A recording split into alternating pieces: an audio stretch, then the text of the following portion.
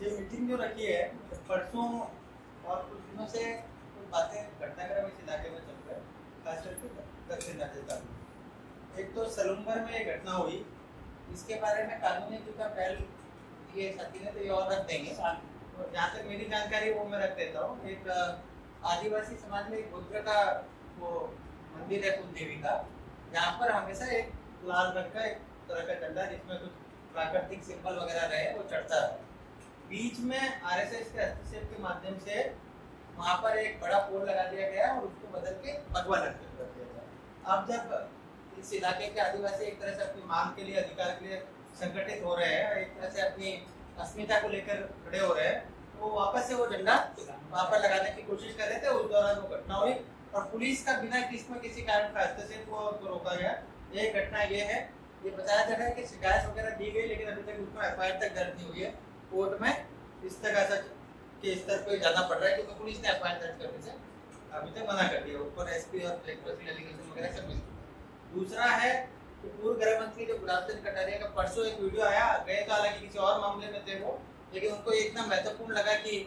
जो आदिवासियों का यहाँ पे बीटीपी जो पार्टी है वो खड़ी हो रही है इसको लेके और जय जवाहर के संबोधन को लेकर, और उसमें उनका कहना था कि मैं 40 साल से इस इलाके में राजनीति कर रहा हूँ, मैंने तो कभी जय जवाहर सब सुना भी नहीं है, तो ये कहाँ से आ गया। इसको लेकर वो उन्होंने अपनी जो बात रखी वो वीडियो मुझे लगता है ज्यादातर साथियों ने देख ही लिया होगा। तो एक तरह से विरोध की बात थी कि भाई ये बाहर से कोई लोग आ रहे हैं और उसको माओवाद और उससे जोड़ के और कुल मिला के एक तरह से एक राजनीतिक मतलब एक ही तरह के हिंदुत्व के नाम पर जो आदिवासी संस्कृति का अपने एक अस्मिता का सवाल है उस पर इन दोनों घटनाओं से हमला दिख रहा है। तो हमारी जब कल बात हुई रिंकू से तब ये था कि हम इस पर चर्चा कर लें अपनी आपस में, लगभग राय एक है लेकिन एक तरह से औपचारिक रूप से बैठ के विचारों का आदान प्रदान हो जाए और एक मत जो लाइक माइंडेड लोग हैं वो चर्चा करके और आगे कोई इस तरह से कोई कार्यक्रम ले सकते हैं। हालांकि अभी अनौपचारिक रूप से पता लग गया है, परसों पहले से कोई कार्यक्रम तय है, तो उस पर हम जो भी राय बनती है उसी में शामिल हो जाएंगे। तय हो ही गया है वो अपन सोच लेंगे। लेकिन एक बार मुझे लगता है कि आप सलूम्बर वाली घटना का थोड़ा सा विवरण देते हुए और जो आपने इसका जो शिकायत दी और उसमें सभी संविधान लोकतंत्र में विश्वास दिलाने सभी साथियों का जय जवाहर सलाम। मैं सलूम्बर के जो सोनार माता का जो प्रकरण चला है अभी और जो विवाद खड़ा किया गया है बीजेपी और आरएसएस के लोगों द्वारा, इसके बारे में बताना चाह रहा हूँ कि सोनार माता आदिवासी समाज का देवरा है, मंदिर है और वो दायमक गोत्र की कुल देवी है सोनार माता। यहाँ माता जी के लाल कलर का झंडा जिसमें सूरज, चांद और प्रकृति से संबंधित चिन्ह अंकित होते हैं वो चढ़ाया जाता है। और साथ में अगर भैरू जी या मेल कोई देवरा है तो वहाँ सफेद कलर का झंडा और वही चांद, सूरज और वो प्रकृति चिन्ह होते हैं वो चढ़ाया जाता है। तो माता जी के यहाँ लाल झंडा और पुरुष कोई है तो वहाँ सफेद झंडा सदियों से चलता आ रहा है। लेकिन अभी कुछ ही दिनों पूर्व आरएसएस, बीजेपी और तथाकथित हिंदूवादी संगठनों ने वहाँ अनाधिकृत रूप से एक भगवत ध्वज फहरा दिया। तो हमारे कुछ आदिवासी समाज में परंपरा है कि साल में 2 बार 3 बार 4 बार उस ध्वजा को बदलते हैं। तो 11 पे पूर्णिमा के दिन या कोई मेला भरता है उस समय, तो उस समय ये लोग आदिवासी समाज के लोग उस ध्वजा को बदलने गए थे। वहाँ पे पुरानी ध्वजा उतार के नई ध्वजा चढ़ाते हैं। तो उसको मुद्दा बनाकर इन लोगों ने माहौल क्रिएट किया। उन लोगों को लगा ये जो भगवा ध्वज हमने फहरा रखा है, लगा रखा है, ये उसको उतार के कहीं ये ध्वजा नहीं चढ़ाते, ये उनको कहीं अंदेशा लगा। तो उन लोगों ने क्या है कि विरोध किया। विरोध करने के बाद ये लोग आए थे और यहाँ बीटीपी का झंडा लगा रहे थे, जबकि बीटीपी का झंडा अलग है। मैंने वो कई साधु संत यहाँ आए थे ज्ञापन देने, मैंने उनको कहा था, मैंने कहा बीटीपी के झंडे में कितने कलर है बाबा जी, आपको पता है क्या? बीटीपी के झंडे में कितने कलर है? कई लोगों को पूछा मैंने, उनको पता ही नहीं बीटीपी का झंडा कैसा है। लेकिन अनावश्यक रूप से बीटीपी का जो इस दक्षिण राजस्थान में आदिवासी बहुल क्षेत्र में जिस प्रकार जनाधार बीटीपी का बढ़ रहा है और ये आदिवासी को जागरूक करने का एक सामाजिक तौर पर भारतीय ट्राइबल पार्टी एक काम कर रही है, आदिवासी को जागरूक करने का काम कर रही है, इस सामाजिक मूवमेंट के साथ एक राजनीतिक दल के रूप में यहाँ उभर कर आ रहा है, उसको बैकफुट पर लाने के लिए आरएसएस और बीजेपी के लोगों को खतरा पैदा हुआ। उन लोगों को लगा कि कांग्रेस तो खत्म हो चुकी है, अगर इसको नहीं रोका गया तो बीजेपी भी आने वाले समय में खत्म हो जाएगी। तो ये उस मानसिकता के लोग जो आरएसएस, बीजेपी और वनवासी कल्याण परिषद में जो आदिवासी लोग जुड़े हुए हैं, और जो धोनी धाम पे जो वो बाबा जी हैं या संत महापुरुष या संत या भोबे जो भी कहते हैं, उन लोगों को तैयार करके नए नए भगवान कपड़े पहनाकर और जगह जगह पे पूरे संभाग में उन्हीं को आगे करके विरोध दर्ज करवाने। गृह मंत्री गुलाब चंद जी कटारिया ने 7 सितंबर को डीजीपी को पत्र लिखा। अब राजस्थान का सबसे वरिष्ठ नेता भारतीय जनता पार्टी के सरकार में गृह मंत्री जैसे महत्वपूर्ण पद पर विराजमान, और उन्होंने अपने लेटर में स्पष्ट लिखा है कि बीटीपी का झंडा, बीटीपी समर्थकों ने क्षेत्र के विभिन्न मंदिरों से पताका हटाकर अराजकता फैलाने वाले नारे लगाए। सोनार मंदिर सलम्बर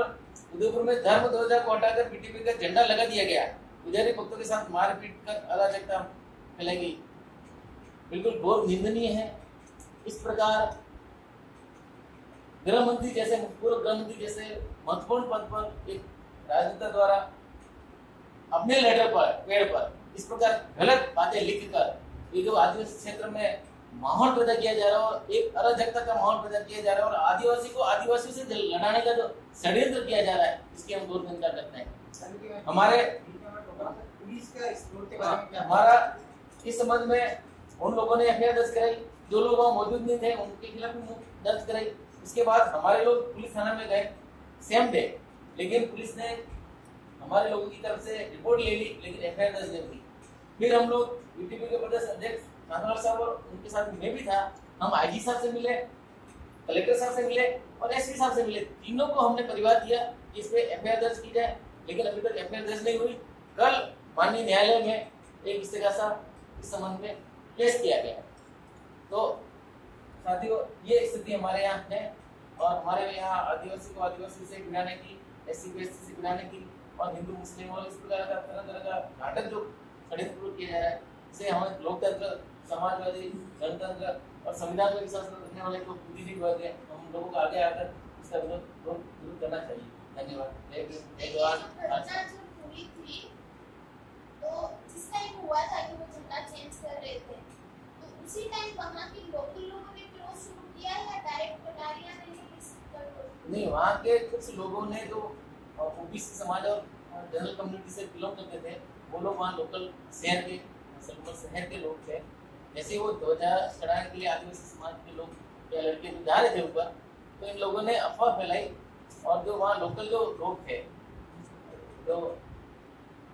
लोकल लोग थे, गैर आदिवासी थे, वो उन लोगों को तैयार करके वहाँ भेजा गया और वो आदिवासी जो लोग ध्वजा लेके जा रहे हैं वो हम उनके हाथों से ली, पुलिस को बुलाया। पुलिस अपने हाथों से वो झंडा, ध्वजा, तो लाल कलर की ध्वजा पुलिस ने अपने हाथों से वो ध्वजा खोल कर रख ली और वहाँ जो हमारे लोग जो ध्वजा चढ़ाने जा रहे थे उनके साथ जातिगत गाली गलौज की और मारपीट की और बहुत बेरहमी से मार। इसका कोई वीडियो वगैरह बना है? इसका पूरा वीडियो है, हमारे पास पूरा एविडेंस है कि हमारे लोग किसी प्रकार का बीटीपी का झंडा लेकर नहीं गए थे, न बीटीपी का कोई कार्यकर्ता था। आदिवासी समाज के लोग थे और गायमा डॉक्टर की जो कुलदेवी संग्राम था उसकी ध्वजा लेकर गए थे लाल किले। हमारे बीच में बीटीपी के वरिष्ठ नेता चांदवाल जी हैं। हम आपका विचार जानना चाहते हैं कि जय जोहर के संबोधन के बारे में जो आप पूर्व गृह मंत्री कटारिया की बात सामने आई है, आपको क्या लगता है कि उनको किस तरह की दिक्कत है, किस कारण से दिक्कत है, उस पर आप अपना विचार और सलूबर की घटना पर। देखिए, इसमें जोहार वाले शब्द पहल पे अभी राजस्थान के जो सरकार के समर्थन गिरने के इसके इशू पे जब बीटीपी के दोनों विधायकों ने कांग्रेस को या एक तरफा उनको समर्थन दिया और उसके बाद इस इलाके की प्रतिक्रियावादी ताकतें, सामंतवादी जातिवादी ताकतें ये मान चुकी थी कि बीटीपी पोलराइज होकर और प्रो साइड ताकत में आ जाए। तो सबसे पहले तो जोहार का विरोध खुद कांग्रेस की युवा अध्यक्ष गणेश गोगरा ने डूंगरपुर में जाकर किया। और अफसोस इस बात का कि उसके पीछे जो उनकी जमात वाले तोड़ने जी वगैरह जो भी उनके हैं, जाला साहब, कुमार साहब जो भी थे, उनको खुश कर करके वो बार बार जौहर का विरोध कर रहा है। उसके बाद इन्होंने देखा कि ये विरोध की सिंपैथी भी बीजेपी के हाथ से छीन के कांग्रेस वाला जो मोसेरा भाई जो हम लगाते हैं चोर चोर मोसेरा भाई, वो भी सिंपैथी उधर जारी है। तो उसके बाद गुलाब जी कटारिया ने उसको मौके को छोड़ा नहीं और जौहर के नाम से इन्होंने विरोध शुरू कर दिया। जहाँ तक विरोध करने की बात है तो निश्चित ही हमने कभी गुलाब जी से नहीं कहा आप जय जौहर बोलो, जिसका जो विश्वास है, जिसकी जो समझ है। कल तक मैं भी लाल झंडे कार्यकर्ता रहा हूँ तो लाल सलाम बोलता था। जब जवानी में जो लाल सलाम बोलता था मेरे को विदेशी बोलते थे कि तो बाहर का है, कम्युनिस्ट तो बाहर के होते हैं, या जो भी किया है, या प्रतिक्रियावादी ताकतों की अपनी भूमिका है, वो रह सकती है। जहाँ तक इनका विरोध करने की बात है तो जौहर भी जैसे लाल सलाम की तरह कहना चाहूंगा, मैं आप सब बैठे हुए हैं, पहली बार उदयपुर में कम से कम में CPI-ML की ओर से जौहर और आदिवासियों को ऊपर प्रताड़ित किया, उनके ऊपर बरगल प्रचार करके और BTP का झंडा बताकर आदिवासियों को आपस में लड़ाया जा रहा है।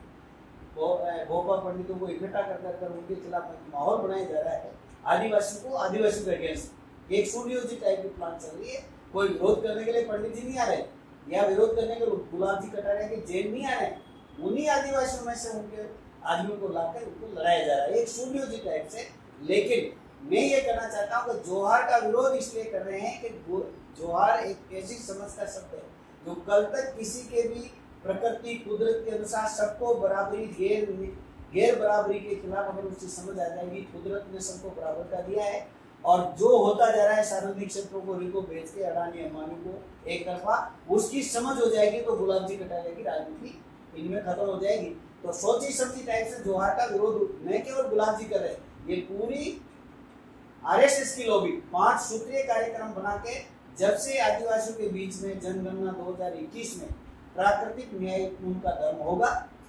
उनकी अलग से पहचान के लिए वह अपनी संस्कृति और शक्ति होगी, जब से एक सुनियोजित टाइप से इसका विरोध किया जा रहा है। और बहुत खुशी की बात है मेरे को कि CPI-ML की ओर से, खासतौर से मानवाधिकार से रिंकू जी के द्वारा और भारतीय कम्युनिस्ट पार्टी की ओर से जिस चीज को गंभीरता के साथ समझकर आज ये आयोजन रखा जा रहा है, ये सोची समझी टाइप की चाल है जिसको न केवल BTP, मैं कहता हूँ ये प्रतिक्रियावादी ताकतों का, जहाँ भी किसान चाहे हरियाणा का लड़े चाहे कहीं का, वो सबकी सोची समझी अकेला राजनीति के दम और बढ़ेगा। जो BTP का झंडा बता के और उसको बदनाम कराने की, तो उस गोइबल्स के हिटलर की औलाद से मैं ज्यादा उम्मीद नहीं कर सकता हूँ। कल प्रेस को क्या भाषा बोल रहे हैं कि वरिष्ठ इतने बड़े सम्मान मानते थे हम तो, लेकिन जो भाषा बोल रहे हैं हमारी शब्द से उनका रिपीट करना भी मैं बेइज्जत जुबान को गंदी करना समझता हूँ। तो जितनी निर्णय की जाए, जहाँ तक BTP के द्वारा जो वकील साहब ने भी बताया कि हमने IG साहब को, SP साहब को, कलेक्टर को वहाँ की घटना की न्यायिक जांच करा के और उसमें दोषियों को बिल्कुल सजा दी जाए। लेकिन हम आज भी BTP की तरफ से कहना चाहते हैं ये भगवाकरण करने की राजनीति है। सोनार माता का जो देवरा है वह सोनार बिल 12वीं शताब्दी में वहाँ का राजा शहीद हुआ है और उसके ऊपर उनकी पत्नी शहीद हुई है, उसकी मान्यता का स्थान है। लेकिन आज ये ऐसी आस्थाओं के केंद्र पे जबरन भगवाकरण करके उनको कथित जो प्राकृतिक धर्म की बात करने वाली कौमें हैं उनको जबरन अपना धर्म की बात करते, ये साजिश है जिसकी BTP के द्वारा 14 तारीख को आगामी सोमवार के दिन जनजाति कमिश्नर कार्यालय पे विरोध प्रकट करके और इसका हम ये कराए जाएंगे कि ये घटना छोटी सी नहीं है, आगे भी वो घटने की संभावना हो सकती है। उसमें आप सबने जो समर्थन की रही थी तो निश्चित ही ये पहले मीटिंग होती तो शायद ये संयुक्त कार्यक्रम भी इसका कर सकते थे। फिर भी अभी कल रविवार है, हमारे कार्यकर्ता जो बड़े लीडर्स आ रहे हैं उसमें उनसे हम जानकारी, उनका ये जरूर था कि वो समर्थन देने आए तो वेलकम है, लेकिन इसको अगर BTP के इंडिपेंडेंट जो दे चुके हैं तो इसको अगर रखा जाए वो समर्थन करने आते हैं तो हम उनका अभिनंदन करेंगे वहाँ पर स्टेट पे। लेकिन ये कार्यक्रम इंडिपेंडेंट BTP दे चुकी है, मेरी नजदीकी मान लिया जी सर, ये अभी तक की परिस्थिति परमिशन मिल चुकी है, कमिश्नर ऑफिस पे इसका प्रभाव पड़ेगा। और आप सबको भी कहूँगा कि ये निश्चित ही चाहे नगर परिषद में या विधानसभा में या लोकसभा में प्रश्न काल को खत्म करने का मतलब सीधा लोकतंत्र को आज की जनता के तात्कालिक सवालों को दबाने की एक सोच समझी चालें हैं जिसको हम निंदा करते हैं। और वह आपका हमारे के वरिष्ठ नेता संकलन जो हमारे बीच में है, हमने पहले भी देखा कि रोहित वेमुला आंदोलन के दौरान राजस्थान में भी उनका नारा एक साथ लगा, और अभी भी एक तरह के जो जय जौहर पे जिस तरह का विरोध आ रहा है, एक तरह का अभिनंदन जो चलता है देश में, तो ये देश विविधताओं के लिए जाना जाता है, विविधताओं में एकता की बात हम सुनते आए हैं। आप इस पूरे घटनाक्रम को किस तरह से देखते हैं? ये बहुत ही एक तरीके से कहिए तो दुर्भाग्यपूर्ण और षड्यंत्र के तहत ये घटनाक्रम हुआ। इसके बारे में कैसे हुआ, क्या हुआ, वो आप लोगों ने कह दिया। जो मेरी समझ है, हमारी पार्टी की जो समझ है, ये है कि ये जो जय जोहार का जो शब्द है, ये ट्राइबल के चेतना का विस्तार है, ये उनके एम्पावरमेंट का सिंबल बन गया। और जिस तरीके से छानवालजी ने कहा और दूसरे लोगों ने कहा कि इसका कांग्रेस ने भी विरोध किया शुरू में, और फिर मौका देख के उससे ज्यादा विरोध भाजपा ने गुलाब चंद कटारिया, जो कि भाजपा के बड़े नेता हैं, आरएसएस की शाखा से निकले हैं और गृह मंत्री भी रह चुके हैं, उन्होंने राजनीति अपने पक्ष में करने के लिए इस पे राजनीति करने की इसको लिया। तो पहली बात तो ये है कि जय जोहार आदिवासी समाज अगर अभिवादन के रूप में इस्तेमाल करना चाहता है, बेशक ये उसका अधिकार है, भले ही वो परंपरागत से यहाँ रहा हो या नहीं रहा। अगर नहीं भी रहा, हमको तो मालूम है कि ये पहले से भी रहा है, आदिवासी संस्कृति में जोर जोर के नाम से पहले इसको बोला जाता है। लेकिन जय जोहार जो कि प्रमुखतः है मध्य भारत के पूरे आदिवासी समाज में ये अभिवादन का तरीका था, ये शब्द था। अब अगर फिर से आदिवासी चेतना की एकता और आदिवासी एकता के रूप में ये अगर अडोप्ट किया है सोसाइटी ने और उससे एम्पावर्ड महसूस कर रहे हैं, तो ये उनका प्रिविलेज है। भाजपा और गुलाब कटारिया इस पे आपत्ति करने वाले होते कौन है? कांग्रेस के लोग इस पे आपत्ति करने वाले होते कौन है? हमारी पार्टी की ये समझ है कि ये देश विविधताओं का देश है, अलग अलग कम्युनिटीज की अपनी अपनी हेरिटेज है। वो उस विरासत को आगे बढ़ाने के लिए अगर किसी भी शब्द का, किसी सांस्कृतिक अवदान का अगर इस्तेमाल करते हैं तो ये उनकी स्वतंत्रता है, और हम इसके पक्ष में हैं कि वो जरूर बोले, वो जय जोहार बोले, वो लाल सलाम बोले या राम राम भी बोले, तो उनकी अपनी स्वतंत्रता है। अगर राम राम बोलने पे किसी दूसरे को स्वतंत्र आपत्ति नहीं है, तो कटारिया को या कांग्रेस को जय जोहार बोलने पर आपत्ति होने का कोई कारण नहीं होना। लेकिन ये हम सब जानते हैं कि चूंकि मोदी सरकार जो 60 दिन में तख्ता पलटने आए थे, पूरे देश का नक्शा बदलने आए थे, अब 6 साल हो जाने, 6.5 साल हो जाने के बावजूद भी कुछ नहीं कर पाए, तो अब वो उनके सामने और कोई चारा नहीं है। वो इसी तरह के नारे उठा के हिंदुत्व की राजनीति के जरिए अपनी राजनीति चलाना चाहते हैं। इस बात को हमको ठीक से समझ लेना चाहिए। सोनार नाला वाला जो इंसिडेंट है, मैं तो चूंकि इस ट्राइबल इलाके में काफी समय से घूम रहा हूँ, हमारी पार्टी का भी बहुत पुराना काम है, 35-40 साल पुराना काम है, तो बहुत स्पष्ट है कि वो दाइमा समुदाय, जो दाइमा गोत्र है आदिवासी का, उनकी कुलदेवी, उसके पीछे हिस्ट्री कोई राजा था या कोई सती भी थी, इसमें जाने की जरूरत नहीं। वो उनकी कुलदेवी तो है और उनका झंडा हमेशा से वहां लगता हो। नई बात ये नहीं है कि वहां कुलदेवी का झंडा लगा, नई बात ये है कि वहां आदिवासियों के बीच में हिंदुत्व की संस्कृति, जबरन आदिवासी को हिंदू डिक्लेयर करने की सुनियोजित षड्यंत्र के तहत जितने भी देवरे दुनिया है उनपे यहाँ वो झंडा उतरवा के सब जगह भगवा झंडा लगाने की कोशिश कर रहे हैं। और चूंकि आदिवासी समाज जो है इस मामले में उस षड्यंत्र से वाकिफ नहीं है उस ढंग से, इसलिए वो तो स्वभाव तौर पे अपना झंडा बदलने के लिए, नेजा बदलने के लिए साल में 6 महीने में आते हैं, और उन्होंने बदला। अब इसमें राजनीति करने का मुद्दा जानबूझ के कटारिया और आरएसएस और भाजपा ने निकाला। जो झंडा बरसों से वहां लगता था, वहां भगवा झंडा अपराध तो आपने किया है। आदिवासी समाज की कुलदेवी का जो झंडा है उसको लगा के आपने भगवा झंडा लगाया किस तरह से? पुलिस को एक्शन एक्चुअली उस पर करना चाहिए था और उस पर एफआईआर दर्ज करके, और चूंकि कटारिया झूठ बोल के और इसमें शामिल हो रहे हैं, उस झूठ को विस्तार देने में, एक तरीके से समाज में वैमनस्यता फैलाने में, मुझे लगता है कि उस आदमी के खिलाफ भी उसमें एफआईआर में नामजद षड्यंत्र का उसमें धारा लग के उस पे एफआईआर दर्ज होनी चाहिए। हम लोगों की कोशिश होनी चाहिए कि उस आदमी को, गुलाब चंद कटारिया को, इस केस में अभियुक्त के रूप में वहां शामिल करवाया है। ये हमारा। अब बात यह है कि इनका तो अपना एजेंडा है और आदिवासी समाज को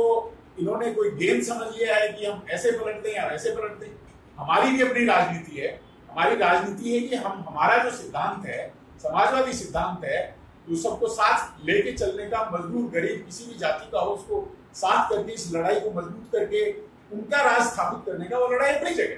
वो हम करेंगे हमारे साथ। लेकिन आदिवासी की स्वायत्ता का हम चाहते हैं, हमारी पार्टी उसका बिल्कुल समर्थन करती है। बीटीपी इंडिपेंडेंट भी करेगी तो हम उसको समर्थन देंगे, और हम हमारे स्तर से भी स्वतंत्र, उससे भी हम इस बात का विरोध करेंगे। तो ये हमारा स्टैंड है उसमें। और 14 तारीख को बीटीपी जो भी कर रही है, हमारा समर्थन, हम आएंगे जरूर, और बोलने का मौका देंगे तो हमारे साथी बोलेंगे भी जरूर। हमको आगे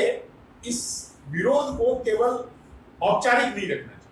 इसको हमें पूरे संभाग में ले जाना चाहिए। और जहां जहां भी इस तरह के षड्यंत्रों के तहत जिन जिन की देवरों भोपाओं के यहाँ इन्होंने इस तरह का किया है, उसको एक्सपोज करते हुए आदिवासी संस्कृति को उनको स्थापित करना चाहिए, उनको मान्यता देनी चाहिए कि वो स्वतंत्र है, अपने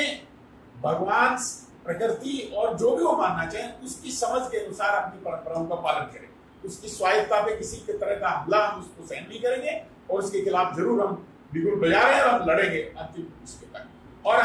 हम सबको मिलकर, जो भी इसमें सहमत है, हमको पूरे संभाग में एक यात्रा निकाली जानी चाहिए, और इसमें इनको एक्सपोज करना चाहिए कि क्यों आदिवासी कल्याण के नाम पे ये तथाकथित वनवासी आश्रम का जो वनवासी कल्याण परिषद है, आरएसएस है, ये क्या कारनामा कर रहे हैं। आदिवासियों को किस तरह से सहज ही एक षड्यंत्र के तहत अपनी संस्कृति से वंचित करते हुए जबरन हिंदू संस्कृति उनको दी जा रही है। अगर किसी से कोई राम राम करता है, कोई सीताराम करता है, तो करे, कोई मना ही नहीं है, हमने कभी कहा नहीं। कोई अगर हिंदू धर्म का चोला पहन के चले, आदिवासी में चले, लेकिन आदिवासी अपनी स्वायत्ता के सहत जो जय जवाहर करना चाहता है, या अपने कुल देवी देवताओं के यहाँ अपने थानों पे जो भी झंडा लगाना चाहता है वो लगाएगा, ये उसकी स्वतंत्रता है, भारत के संविधान को गारंटीड है, और हम उनके साथ खड़े हैं, और इस लड़ाई को हम मुकम्मल तौर पर लड़ेंगे। ये हमारा कहना है। दर्शकों की जानकारी के लिए बताना चाहते हैं कि उल जहार का एक आंदोलन, आजादी के आंदोलन के दौरान एक महत्वपूर्ण पूर्वी भारत के अंदर एक आंदोलन रहा है, जो कि उस समय अंग्रेजों की ताकत के खिलाफ और सामंतशाही के खिलाफ। तो हमारे बीच में इस समय भाकपा के जिला सचिव सुभाष निवानी जी हैं। आप इस पूरे घटनाक्रम पे, और खास करके एक चीज मैं यदि आप उस पर और प्रकाश डाल सके, शेड्यूल 5 का, और ये जो पेशा कानून और वन अधिकार के तहत यही ताकतें जो हमला करती रही हैं, पूंजीपति ताकतें एक तरह से भगवा ताकतों के साथ में मिलकर एक आदिवासियों की जंगल जमीन की लूट भी चलती रही है। साथियों, आज जो मीटिंग रखी गई है उसके संदर्भ में ये लोकतंत्र में हम सबको अधिकार है, हम क्या बोले, क्या खाएं, क्या पिए, कैसे हम अभिवादन करें, चाहे राम राम कहे, चाहे सीताराम कहे, चाहे लाल सलाम कहे, चाहे जय जवाहर कहे। तो इस प्रकार से हर आदमी को अपने अपने धर्म का और अपने अपने अभिवादन करने का अलग अलग तरीका है। इसी प्रकार से जो अभी जो घटनाक्रम हुई है जय जवाहर, बहुत आदिवासियों में बहुत पुरानी परंपरा है कि जब भी कोई आपस में अभिवादन करते हैं, एक दूसरे से मिलते हैं, तो वो जय जवाहर कहते हैं। और जो है वो अब जय जोहर बात एक ही है, क्योंकि वो जो आदिवासी जो थे पढ़े लिखे कम होने के कारण उनकी भाषा इसी प्रकार से जयवार साहब जयवार जो भी आपस में मिलते हैं तो इस प्रकार से बात करते हैं। तो ऐसी स्थिति में जो है न तो कांग्रेस को नेताओं का अधिकार है, न बीजेपी के लोगों को अधिकार है कि वो किस रूप से मतलब जो है अपना अभिवादन करें। तो जिस प्रकार से कटहरे जी ने जो आपस में आदिवासियों को लड़ा करके एक ये नया जो है सबका छोड़ दिया है, तो उसकी हम सबको मिलकर निंदा करनी चाहिए कि इस प्रकार से आपस में जो है आदिवासियों को नहीं लड़ावे और भ्रमित नहीं करें। और चाहे कोई भी हो, चाहे हिंदू धर्म मानने वाला हो, चाहे ईसाई धर्म मानने वाला हो, चाहे मुसलमान मानने वाला हो, इस लोकतंत्र और इस संविधानिक में सबको अधिकार है। तो इस प्रकार से जो आपस में लड़ा करके इनका ठेठ से एजेंडा रहा है कि आपस में भाई भाई को लड़ाओ, आरएसएस का ये झूठ बोलो और ऐसी बातें कहो जिससे आपस में ये लड़े और ये कमजोर हो। इसी प्रकार से वनवासी जो कल्याण परिषद है जो इनकी है, तो इन्होंने इसी प्रकार से आरएसएस में ऐसे ही सभी को छोड़ रखे हैं और ऐसी बातें करते हैं ताकि क्या है उनका भगवा झंडा है। अरे हिंदू धर्म में दूसरे लोग भी हैं, क्या आरएसएस का ठेका ले रखा है क्या? तो आरएसएस वाले कहेंगे वही हिंदू होगा। तो ये जो है ठेकेदार बने हुए हैं, तो इनका जो है घोर विरोध करना चाहिए। और जो सेक्युलर जो पार्टी के लोग जो है उनको कभी कोई टुकड़ा गेंद कहता है, कभी कुछ भी कहते हैं, तो इस प्रकार से ये है, लोगों में भ्रमित कर करके इस प्रकार से जो है ये बातें करके आपस में लड़ाने के हिसाब से ये अब कर रहे हैं। अब उस समय से जो है जय जवाहर का जो है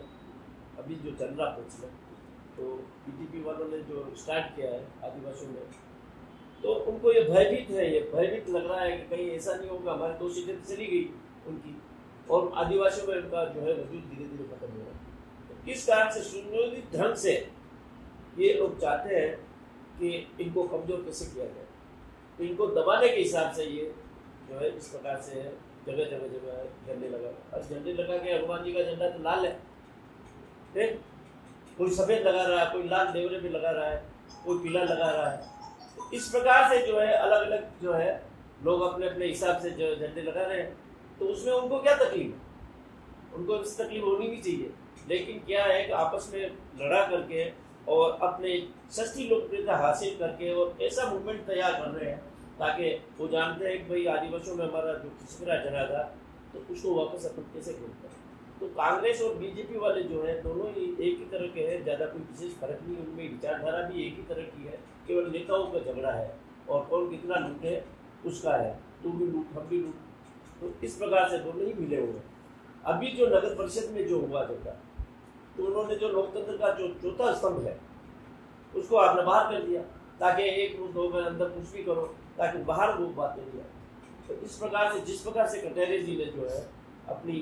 भाषा का उपयोग किया है उसकी भी अपने सबको मिलकर के निंदा करनी चाहिए। एक जो विपक्ष का नेता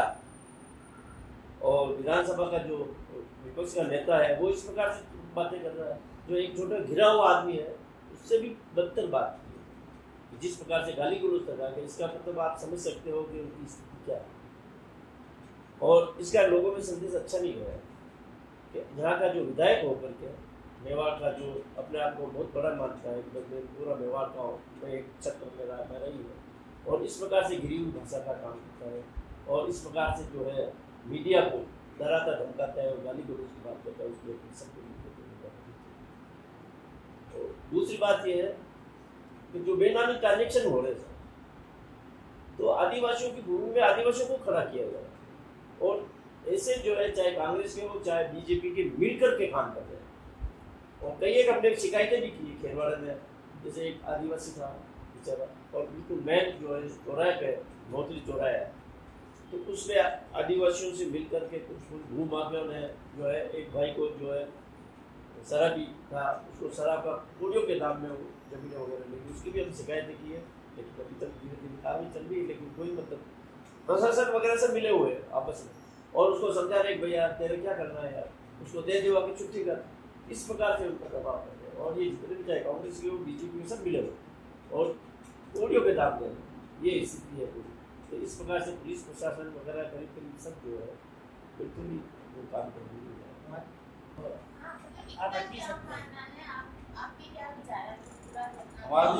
तैयारी करके परमिशन लेके आए ना, वो तो सहमत है। जैसे आगे हमारा काम कार्यक्रम प्रस्तावित है 14 तारीख को ये घटना हुई सोनार माता की, उसको निंदा करते हैं और अपन सब मिलकर जवाहर को जैसे आदिवासियों में जागरूकता आ रही है, ये लोग ये देख रहे हैं कि धीरे धीरे आदिवासी जाग चुका है, इसलिए ये इस शब्द का विरोध कर रहे हैं। इनकी मकसद यही है इन लोगों को दबा के रखना, बस और कुछ नहीं है। इनका विरोध इसीलिए है कि ये लोग आगे की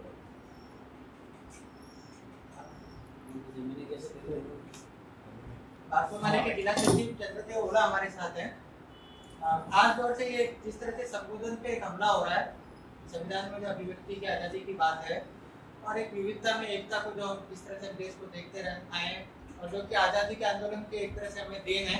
जो सिद्धांत हमारे संविधान में लिखा हुआ है, इस पूरे घटनाक्रम को आप किस तरह से देखते हैं? और खास तौर से जो इशारों में बात है कि भू माफिया किस तरह से आदिवासियों की जमीन पे कब्जा बनाए हुए और ये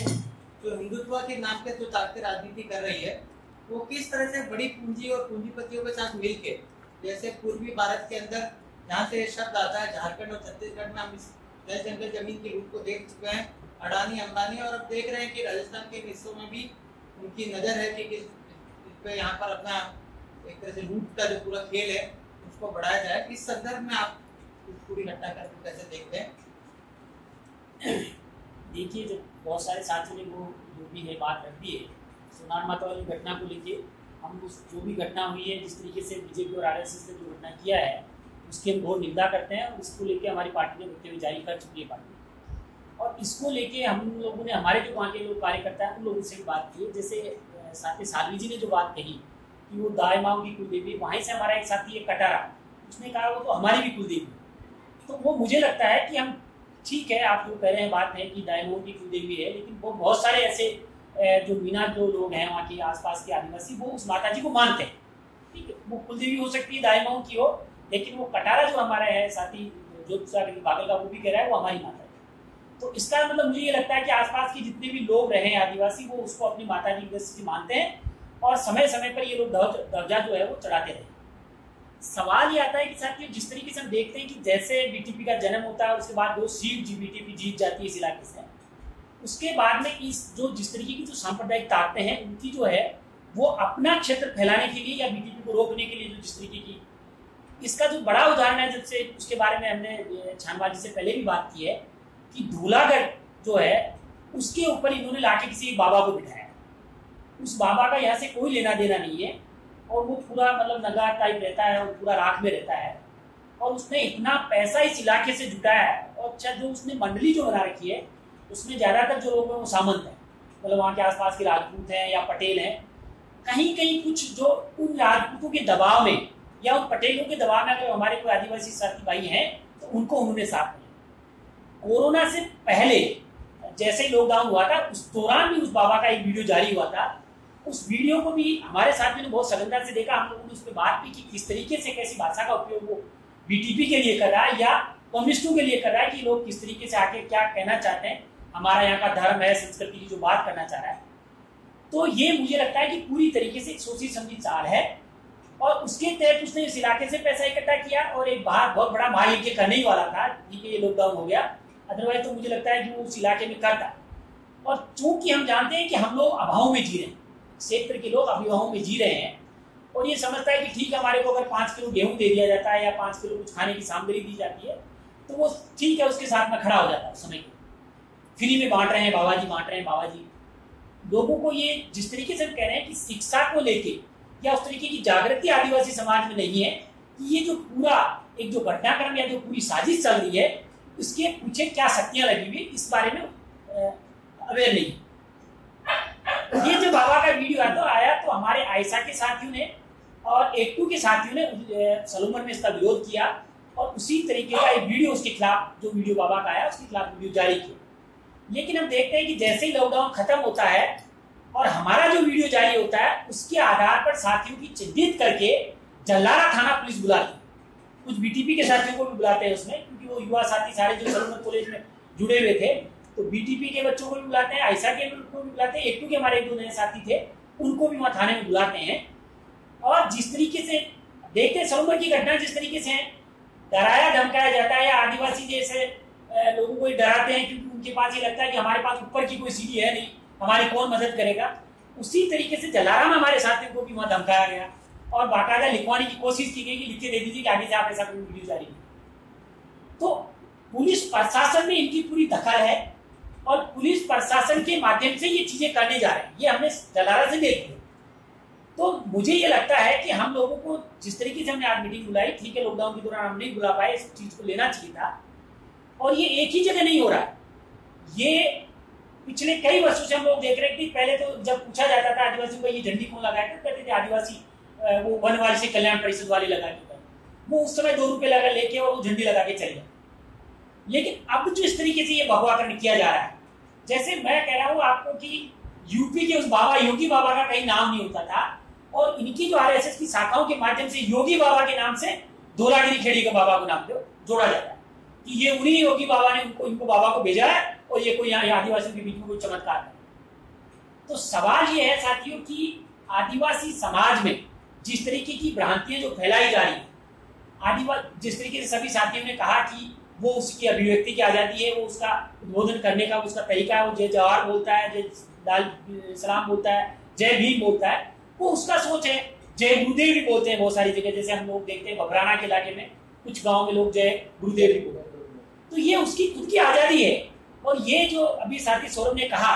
ये हमें संविधान देता है। बाबा साहब ने जो संविधान की जिसकी हमने रचना की है, जिस संविधान के आधार पर बैठ के हम बात कर रहे हैं, ये संविधान उस अभिव्यक्ति की और अभिवादन की हमें आजादी देता है।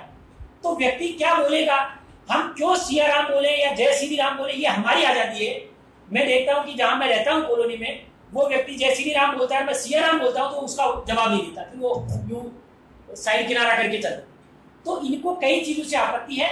और मुझे लगता है कि हर स्तर पर हम लोगों को इनका विरोध करना चाहिए कि ये लोग जिस तरीके की भाषा का इस्तेमाल एक आम व्यक्ति के लिए कर रहे हैं, जिस तरीके से कल देखा हमने कि पत्रकारों के लिए किस तरीके की भाषा का उपयोग करते हैं, क्योंकि ये इनका पूरा अगर पीछे की अगर अपन पृष्ठभूमि को भी इनको देखें तो इनके सारे जो नेता है या संघ में जो लोग हैं ऐसी भाषा का उपयोग करते आए और संघ में सिखाया भी नहीं जाता है, लाठी चलाना और ये गाली गलौज इस तरीके की भाषा का इस्तेमाल ये लोग करते रहे।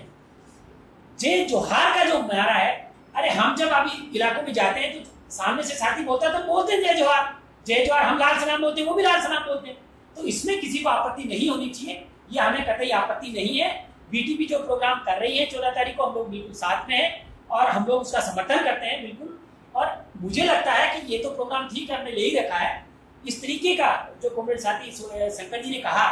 कि हमें इस पूरे संभाग के लिए एक ऐसा यात्रा या ऐसा कोई प्रोग्राम दिया जाना चाहिए कि नीचे तक आदिवासियों तक ये चीज पहुंचे कि हमें किस तरीके से गलत मतलब संस्कृति या गलत हिंदुत्व का जो एजेंडा दिया जा रहा है उसके खिलाफ हम लोग खड़े हों और एक जागृति की यात्रा, एक शिक्षाप्रद यात्रा उसकी चलाई जाए। और मुझे लगता है कि हम सब लोग मिलकर एक ऐसी छोटी पुस्तिका के रूप में भी इनका भंडाफोड़ कर सकते हैं, जिस तरीके से पहले कोविड में हमारे किताब थी हिंदुत्व का रहस्य उद्घाटन की, ये क्या हिंदुत्व के एजेंडे के पीछे कैसे लोगों को एक आदिवासी को आदिवासी से भिड़ा रहे हैं। और साथी सौरभ ने जिस तरीके से कहा जमीन के मुद्दे को लेके, इस इलाके में इस समय जो लॉकडाउन से के बाद की जो स्थितियां हो रही है, हर गांव में देखने को मिल जाएगा कि 2 भाई लड़ रहे हैं, 4 भाई लड़ रहे हैं और इनको यही लड़ाने का काम जो है ये आरएसएस के जो लोग हैं वो ये लोग काम कर रहे हैं। ये लड़ाने का काम इन्हीं का कि जमीन के प्रति, और ये जमीन तो तुम्हारी थी, ये लड़ाने का काम उन इलाकों में बैठे हुए कहीं जो भी कुछ साहूकार बैठे हैं या कुछ सामंत बैठे हैं, ये लड़ाने का काम करते हैं। और हम ये भी देख रहे हैं कि पिछले दिनों ठीक है कांग्रेस सरकार में भी दलाली किसी भी पंचायत कार्यक्रमों में या इस योजनाओं में लेके होती रही है, लेकिन इस समय जो दलाली का जो कार्यक्रम है इन लोगों का, हमारे साथी कल ही कह रहे थे कि जो व्यक्ति पिछले 5-6 महीने से नरेगा के तहत काम कर रहा है, और ऐसे कई लोगों का केस है कि जलारा पंचायत समिति में उनका नाम हूबहू अगर कोई आरएसएस से जुड़ा हुआ है, मान लीजिए उसका नाम होलिया है और होलिया नाम का अगर दूसरा व्यक्ति है तो उनके अकाउंट में वो पैसा गया। ऐसे हमारे साथी ने लग किया, ऐसे 4-5 केस कल की तारीख में निकाले, फिर बैंक में जाके जब उन्होंने पता किया कि अमुक लोगों के नाम आया। तो ये इस तरीके की चालाकी जो पहले कभी क्षेत्र में नहीं हुई है। ऐसे ही केसीसी के जो लोन उठाए जा रहे हैं, ये भी पिछले अगर समय में आप देखो तो उस व्यक्ति को पता नहीं है कि वो जमीन किसकी है, लेकिन केसीसी का लोन मैं उठा रहा हूं और जमीन आपकी। मतलब ऐसे कई केस हैं और ऐसे केस को भी हमने इस खंडेला पार और इस इलाके में जब उठाया तो जब लोगों के नोटिस आया, उन्होंने सोचा था कि हमारा जो केसीसी माफ हो गया है, जब उनके यहाँ पे नोटिस आया तब पता चला हमने तो कोई केसीसी ले नहीं रखा।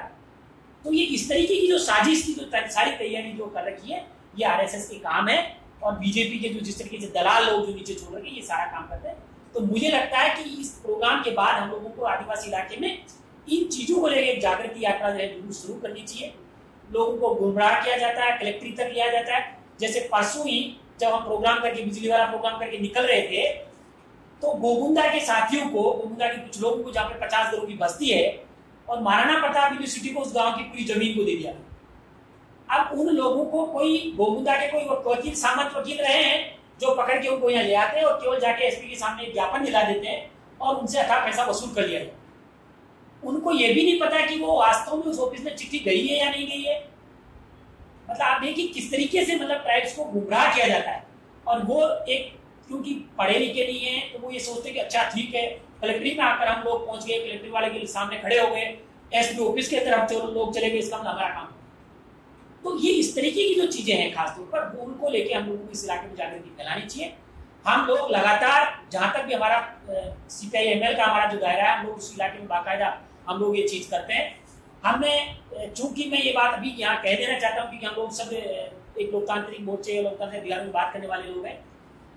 जब कॉमरेड सिंघवी जी थे उस दौरान मैंने कोशिश की थी झाड़ो, गोगुंदा और कोटड़ा वाले इलाके में जाने की,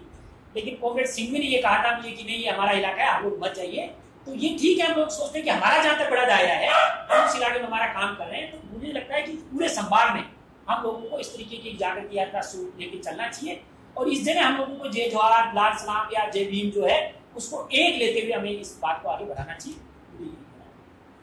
हमारे बीच में मानव अधिकार कार्यकर्ता रिंकू परियार है। इस पूरे घटनाक्रम पर जिस पर हम काफी समय से चर्चा कर रहे हैं, इस पर आप कोई बात जोड़ना चाहो? सभी साथियों को जय भीम, जय जवाहर। मेरे से पूर्व साथियों ने पूरी घटनाक्रम के बारे में चर्चा की है, लेकिन as a human right activist मैं अपने विचार रखूं तो मैं कहूँगी कि जिस तरीके से आदिवासियों के अधिकारों का हनन हो रहा है और इस तरीके की